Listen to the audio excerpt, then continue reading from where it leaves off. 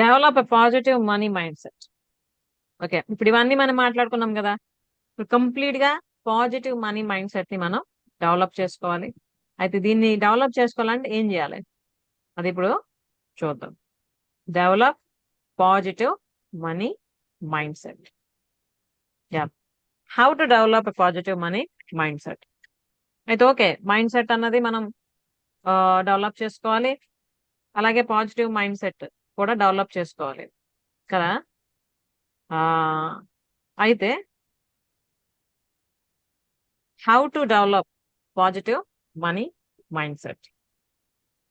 మన mind set ని positive గా చేసుకోవాలంటే ముఖ్యంగా ఈ 6 విషయాల్ని మనం దృష్టిలో పెట్టుకొని మనం ప్రాక్టీస్ చేసుకోవాలి. ఏంటవి అంటే choose to live. Okay, first మనం జీవించడానికి అవసరమైన డెసిజన్ ని తీసుకోవాలి. చూజ్ టు లివ్, కేవలం బ్రతకడం కాదమ్మా, జీవించాలి.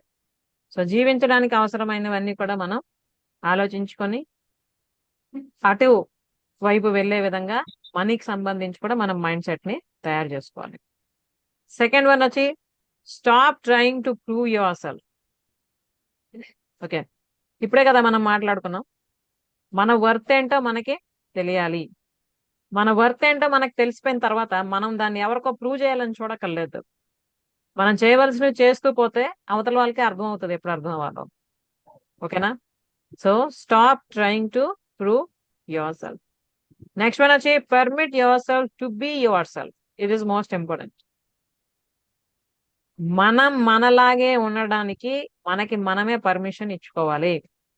అంటే దాని అర్థం ఏంటి? ఎటువంటి పరిస్థితులు తాలూకా గాని వ్యక్తుల తాలూకా గాని ప్రభావం మన మీద పడకుండా మనం మనలాగానే ఉండాలి.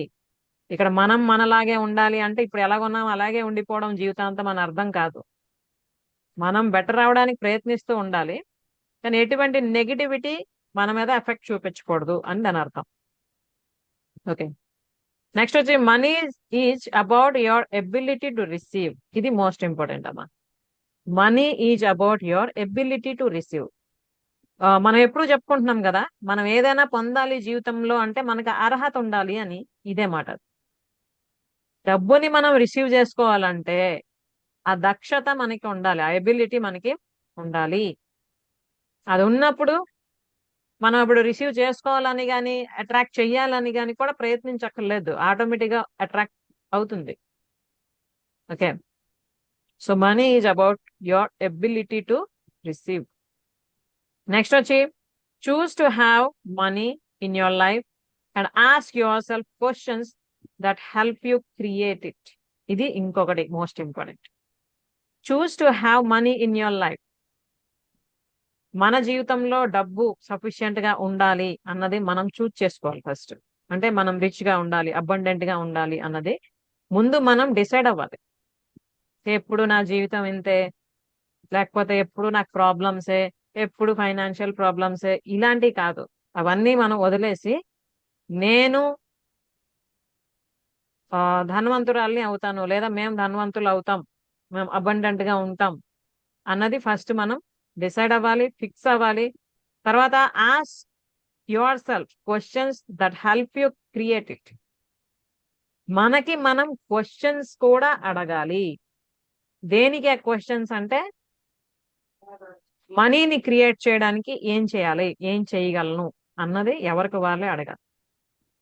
ఓకే, మన చుట్టుపక్కల ఉన్న వాళ్ళని మనం అబ్జర్వ్ చేస్తే మనకు తెలిసిపోద్ది. అసలు ఏ ఆసరా లేని వాళ్ళు, ఎటువంటి సపోర్ట్ లేని వాళ్ళు కూడా వాళ్ళకు ఉన్న స్కిల్స్ ని ఉపయోగించుకొని చిన్న చిన్న వ్యాపారాలు ఆర్ వ్యవసాయం ఏవైనా అవనియండి వృత్తులు చేస్తూ అంచెలంచెలుగా పైకొచ్చి చాలా వెల్ సెటిల్డ్ అయిన వాళ్ళు ఉన్నారు లైఫ్ లో. అలాగే ముందు నుండి కూడా తాతల దగ్గర నుంచి తండ్రుల దగ్గర నుంచి ఆస్తులు అన్ని సంపాదించి వాళ్ళు ఇచ్చి వీళ్ళు కరెక్ట్ మేనేజ్ చేయలేక పూర్తిగా అన్నింటినీ కోల్పోయి రోడ్డున పడిన వాళ్ళు కూడా ఉన్నారు. ఓకే, కాబట్టి మనం ఏం చేయాలి, మనకి మనమే క్వశ్చన్ అడగాలి. ఏంటది అంటే నేను ఎలా క్రియేట్ చేయగలను, మనీని ఎలా సృష్టించగలను.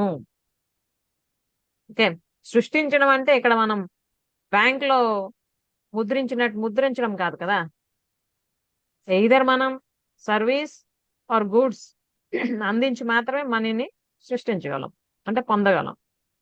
కాబట్టి మనం వస్తువుల్ని తయారు చేసో కొనో అమ్మి డబ్బు సంపాదిస్తామా, లేదా సేవల్ని అందించి డబ్బు సంపాదిస్తామా అన్నది ఎవరికి వాళ్ళే తెలుసుకోవాలి.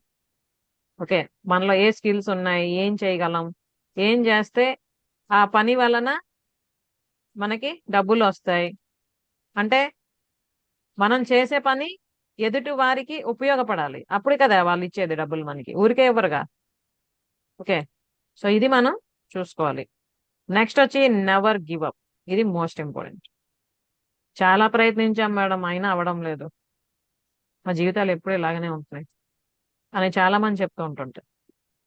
ఓకే, 1000 సార్లు ఫెయిల్ అయిపోయినా 1000 ఒక్కసారి మళ్ళీ ప్రయత్నించాలి, అది ఖచ్చితంగా సక్సెస్ అవుతుంది. కానీ 1000 సార్లు ఫెయిల్ అయిపోవడంతో ఏమవుతారు, ఇంకా మరి అవ్వదు అంతే అని చెప్పి వదిలేస్తారు. అంటే ఇంకొక స్టెప్ వేస్తే సక్సెస్ ఉంటుంది అక్కడ, కానీ వీళ్ళు బ్యాక్ అయిపోతారు అక్కడి నుంచే. అందుకే ఎప్పుడు ఏ ప్రయత్నం చేసినా ఒకవేళ మనం అది ఫెయిల్ అయినా కూడా నా వల్ల అవ్వదు ఇంకా అన్ని గివప్ చేయకూడదు.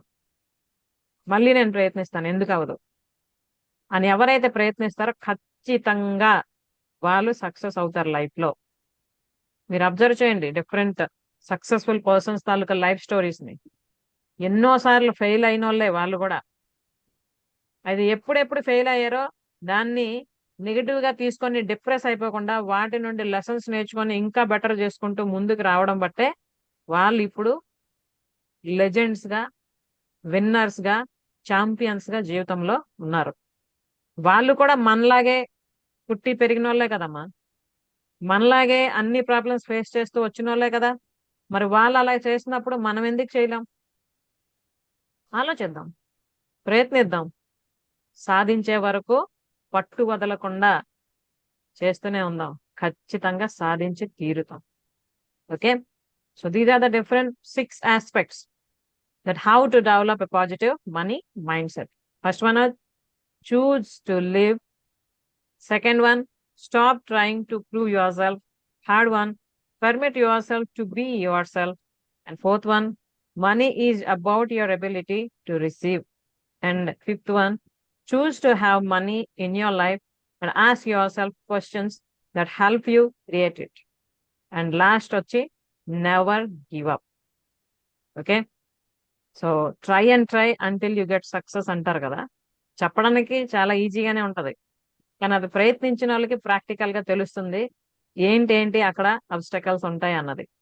కానీ ఎన్ని ఛాలెంజెస్ వచ్చినా, ఎన్ని అబ్స్టకల్స్ వచ్చినా కూడా ఎవరైతే హోప్ లెస్ అయిపోకుండా హోప్ఫుల్ గా పాజిటివ్ మైండ్ తో ప్రయత్నిస్తూ ఉంటారో ఖచ్చితంగా ఒక రోజు కాకపోయినా ఒక రోజైనా సక్సెస్ అనేది సాధిస్తారు.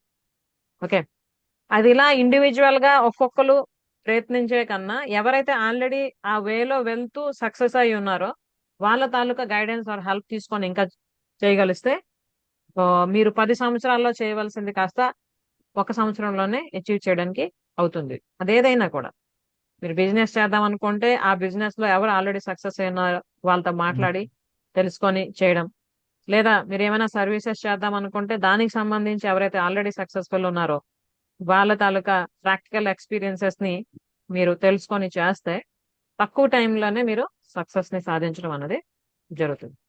ఓకే.